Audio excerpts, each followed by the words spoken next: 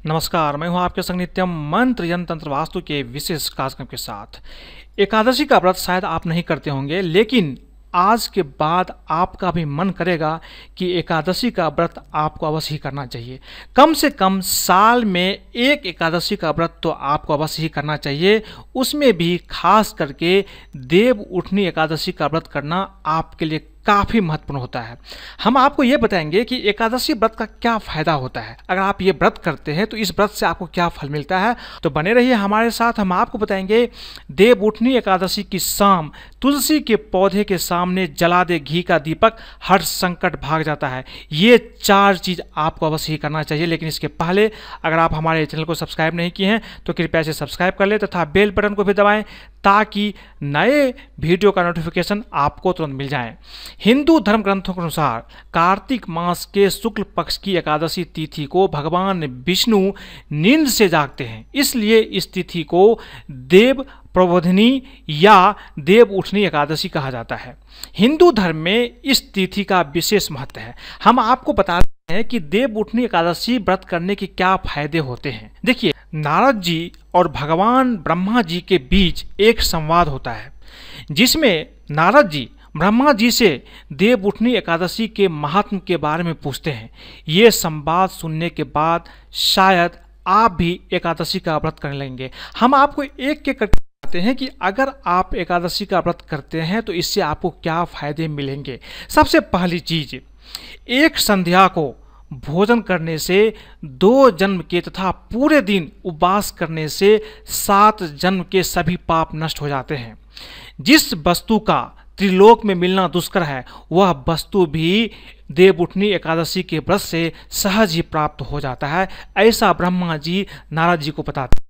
दूसरी चीज है, जो मनुष्य देव उठनी एकादशी को रात्रि जागरण करते हैं उनकी बीती हुई तथा आने वाली 10 पीढ़ियां विष्णु लोक में जाकर वास करती है और नरक में अनेक कष्टों को भोगते हुए उनके पितृ विष्णु लोक में जाकर सुख भोगते हैं। तीसरी चीज, सभी तीर्थों में जाने तथा गौ, स्वर्ण, भूमि आदि के दान का फल प्रबोधनी देव उठनी एकादशी के रात्रि के जागरण के फल के बराबर होता है। अगर आप देव उठनी एकादशी के दिन रात्रि जागरण करके भगवान विष्णु की पूजा करते हैं तो इससे आपको जो स्वर्ण की दान करते हैं, भूमि की दान करते हैं, गोदान करते हैं और भारतवर्ष में जितने सारे तीर्थ स्थान है सबका आप दर्शन करते हैं, उतनी फल की प्राप्ति आपको एक रात में देव उठनी एकादशी के रात्रि में जागरण करने से आपको मिल जाती है। चौथी चीज, ब्रह्म हत्या आदि विकट पाप भी देव उठनी एकादशी के दिन रात्रि को जागरण करने से नष्ट हो जाते हैं। देव उठनी एकादशी को रात्रि में जागरण करने का फल अश्वमेघ यज्ञों के फल से भी ज़्यादा होता है। कभी कभी इंसान भ्रूण हत्या करवा देता है किसी कारण से, कारण चाहे जो भी है। अगर आप ब्रह्म हत्या, भ्रूण हत्या करते हैं तो ये बहुत बड़ा पाप होता है। लेकिन अगर आप देव उठनी एकादशी के दिन रात्रि जागरण करके भगवान विष्णु का ध्यान करते हैं तो आपके ये सारे पाप भी खत्म हो जाते हैं। 5वीं चीज, जो मनुष्य अपने स्वभानुसार प्रबोधनी एकादशी, देव उठनी एकादशी का विधान पूर्वक व्रत करते हैं उन्हें पूर्ण फल की प्राप्ति होती है। 6ठी चीज, जो मनुष्य श्रद्धा पूर्वक इस दिन मात्र करते हैं उनका वह पुण्य पर्वत के समान अटल हो जाता है। 7वीं चीज, जो मनुष्य अपने हृदय के अंदर ही ऐसा ध्यान करते हैं कि देव उठनी एकादशी का व्रत करूंगा, उनके 100 जन्म के पाप नष्ट होते हैं।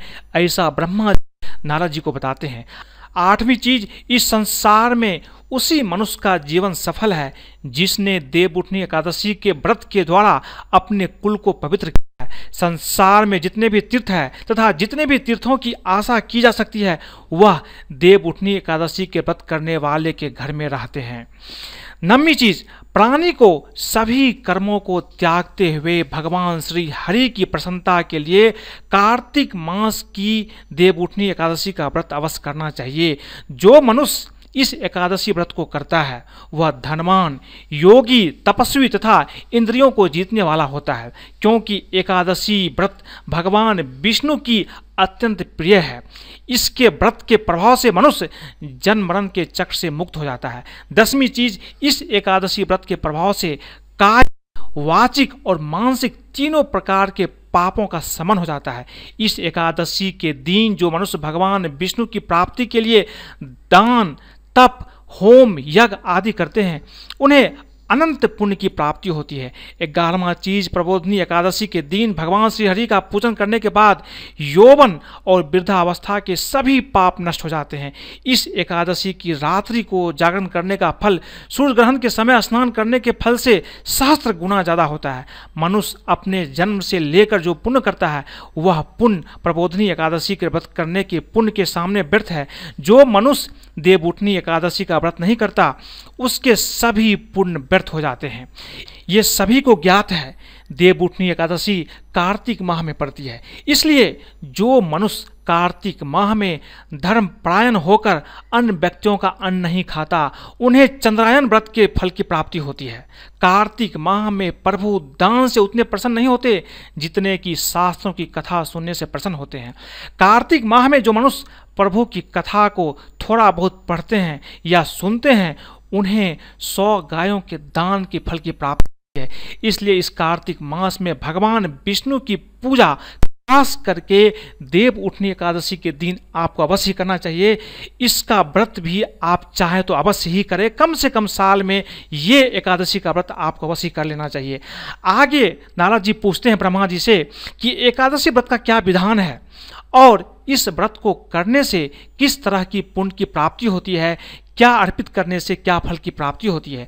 ऐसे में ब्रह्मा जी कहते हैं एकादशी के दिन मनुष्य को ब्रह्म मुहूर्त में उठ जाना चाहिए और स्नान आदि से निवृत्त होकर व्रत का संकल्प करना चाहिए। उस समय भगवान विष्णु से प्रार्थना करनी चाहिए कि हे प्रभु, आज मैं निराहार रहूँगा, दूसरे दिन भोजन करूंगा, इसलिए आप मेरी रक्षा करें। इस प्रकार प्रार्थना करके भगवान का पूजन करना चाहिए और व्रत का प्रारंभ करना चाहिए। उस रात्रि को भगवान के समीप गायन, नृत्य, बाजे, कथा कीर्तन करते हुए रात्रि व्यतीत नहीं। कम से कम भगवान विष्णु का मंत्र है ओम नमो भगवते वासुदेवाय, इस मंत्र का निरंतर जाप करना चाहिए। प्रबोधिनी एकादशी के दिन कृपणता को त्याग कर पीला पुष्प, धूप आदि से भगवान की आराधना करनी चाहिए, ऐसा ब्रह्मा जी कहते हैं। संग के जल से भगवान को अर्घ्य देना चाहिए। इसका फल तीर्थ दान आदि से करोड़ गुना अधिक होता है। अगर आप देवउठनी एकादशी के दिन दक्षिणावर्ती संग से भगवान विष्णु का अभिषेक करते हैं तो आप समझ कि इसका फल आपको करोड़ गुना अधिक मिलता है। जो मनुष्य अगस्त्य पुष्प से भगवान का पूजन करते हैं उनके सामने इंद्र भी हाथ जोड़ते हैं। अगस्त्य का फूल आपको बहुत आसानी से मिल जाता है। अगर आपको ये मिल जाए तो इससे भगवान विष्णु की पूजा आपको अवश्य करना चाहिए। कार्तिक माह में जो बेल पत्र से भगवान की पूजन करते हैं उन्हें अंत में मुक्ति मिलती है। कार्तिक माह में जो मनुष्य तुलसी से भगवान विष्णु का पूजन करता है उसके 10,000 जन्मों के सभी पाप नष्ट हो जाते हैं। जो मनुष्य कार्तिक माह में श्री तुलसी जी के दर्शन करते हैं या स्पर्श करते हैं या ध्यान करते हैं या कीर्तन करते हैं या रोपण करते हैं अथवा सेवा करते हैं वे 1000 कोटि युग तक भगवान विष्णु के लोक में वास करते हैं। जो मनुष्य तुलसी का पौधा लगाते हैं उनके कुल में जो पैदा होते हैं वे प्रलय के अंत तक विष्णु लोक में रहते हैं। जो मनुष्य भगवान को कदम्ब पुष्प, कदम के फूल से पूजा करते हैं वह यमराज के कष्टों को नहीं पाते हैं। सभी कामनाओं को पूरा करने वाले भगवान विष्णु कदम के पुष्प को देखकर अति प्रसन्न हो जाते हैं। यदि भगवान विष्णु का कदम पुष्प से पूजन किया जाए तो इससे उत्तम बात और कोई नहीं। जो गुलाब के पुष्प से भगवान का पूजन करते हैं उन्हें निश्चित ही मुक्ति की प्राप्ति होती है। जो मनुष्य बकुल और अशोक के पुष्पों से भगवान का पूजन करते हैं इस दिन वे अनंत काल तक शोक से रहित रहते हैं।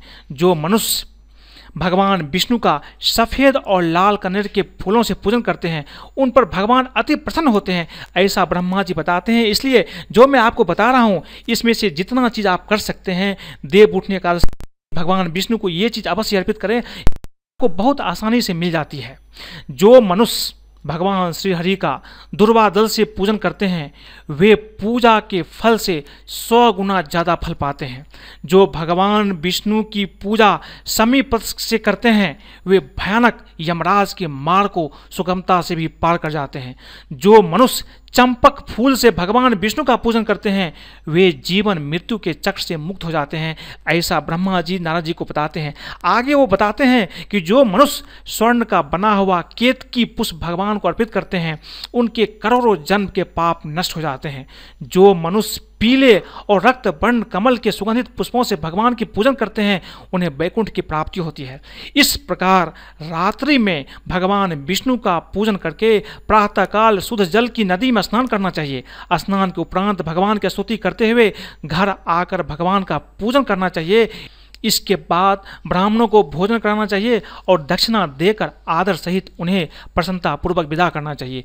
जो मनुष्य देवउठनी एकादशी के दिन विधान पूर्वक व्रत करते हैं उन्हें अनंत सुख की प्राप्ति होती है और अंत में स्वर्ग को जाते हैं। इस तरह से जो मनुष्य चातुर्मास व्रत को बिना किसी बाधा के पूर्ण कर लेते हैं उन्हें दोबारा जन्म लेना नहीं पड़ता है। जिन मनुष्यों का व्रत खंडित हो जाता है उन्हें दोबारा प्रारंभ कर लेना चाहिए। जो मनुष्य इस एकादशी के महत्व को सुनते हैं और पढ़ते हैं अश्वमेघ यज्ञ की फल की प्राप्ति होती है। तो अगर आप कम से कम इसे सुन भी लेते हैं तो आपको फल की प्राप्ति होती है। अब आपको मैं बताता हूँ कि इस दिन देवउठनी एकादशी के दिन भगवान विष्णु को प्रसन्न करने के लिए यदि आप 4 विशेष उपाय करते हैं तो भगवान विष्णु आपसे बहुत प्रसन्न होते हैं और साधक की हर मनोकामनाएं पूरी होती है। इसमें पहली चीज है देवउठनी एकादशी की शाम तुलसी के पौधे के सामने गाय के घी का एक दीपक आपको अवश्य जलाना चाहिए और एक मंत्र है ओम नमो भगवते वासुदेवाय बोलते हुए तुलसी की कम से कम 11 परिक्रमा आपको करना चाहिए। इस उपाय से घर में सुख शांति बनी रहती है और किसी भी प्रकार का कोई संकट नहीं आता है। एक बात आज आप समझ लीजिए, भगवान विष्णु की पूजा में तुलसी पत्र का आपको प्रयोग अवश्य ही करना चाहिए। अगर आप भगवान विष्णु की पूजा करते हैं तो आप तुलसी का 2 दल उन्हें अवश्य ही अर्पित करें। दूसरी चीज जो आप इस दिन कर सकते हैं, एकादशी पर ब्रह्म मुहूर्त में उठकर किसी पवित्र नदी में स्नान करें। अगर आपके आसपास कोई पवित्र नदी है तो आप वहां जाकर पवित्र नदी में स्नान अवश्य, इससे जीवन के सभी सुख प्राप्त होते हैं। इसके बाद विधि पूर्वक गायत्री मंत्र का जाप करना चाहिए। स्त्रियों के लिए यह स्नान उनके पति की लंबी उम्र और अच्छा स्वास्थ्य देने वाला माना गया है। तीसरी चीज जो आपको इस दिन अवश्य करना चाहिए, इस दिन आप अगर धन की इच्छा रखते हैं तो एकादशी पर आपको किसी विष्णु मंदिर में जाएं, जो आपके आसपास कोई विष्णु मंदिर है, और भगवान विष्णु को सफ़ेद मिठाई या खीर का भोग लगाएं। इसमें तुलसी के पत्ते अवश्य डालें, इससे भगवान विष्णु जल्द ही प्रसन्न हो जाते हैं। चौथी चीज जो आपको इस दिन अवश्य करना चाहिए, एकादशी पर एक नारियल एवं थोड़े बादाम भगवान विष्णु के मंदिर में चढ़ाएं। यह उपाय करने से आपको जीवन के सभी सुख प्राप्त हो सकते हैं और अटके कार्य भी बन सकते हैं। तो आज मैंने आपको बताया कि भगवान विष्णु की जो एकादशी की व्रत है इसको करने से किस तरह के लाभ मिलते हैं और भगवान विष्णु को देवउठनी एकादशी के दिन क्या अर्पित करने से आपको क्या फल की प्राप्ति होती है। साथ में 4 उपाय मैंने आपको बताए हैं। ये उपाय आपको देवउठनी एकादशी के दिन अवश्य ही करना चाहिए। अगर आपको ये वीडियो पसंद आई तो कृपया इसे लाइक करें, सब्सक्राइब करें तथा फॉलो करें। अपने दोस्तों के साथ भी शेयर करें ताकि वो भी इन चीज़ों को समझ करके अगर देवउठनी एकादशी का व्रत करते हैं तो उसके जीवन में भी चमत्कार हो सकता है। आज के लिए बस इतना ही। धन्यवाद।